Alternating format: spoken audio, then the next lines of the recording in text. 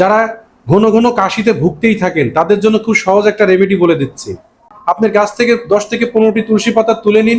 অবশ্যই এটা ডিরেক্টলি দাঁতে চিবিয়ে চিবিয়ে খাবেন না, এটা একটা মাটির পাত্রের মধ্যে রাখুন।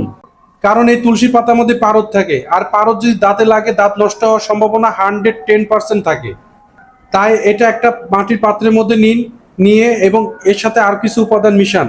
এর মধ্যে 1/2 ইঞ্চি পরিমাণ আদা দিন এবং 1/2 ইঞ্চি পরিমাণে হলদির টুকরা দিয়ে দিন। এর সাথে 2টা গোলমরিচের পাউডার দিন। এটা ততক্ষণ ফুটাতে থাকবেন যতক্ষণ না 1 গ্লাস জল 1 কাপে রূপান্তরিত হয়। আর এটা হয়ে গেলে আপনি যখন খুশি খেতে পারেন।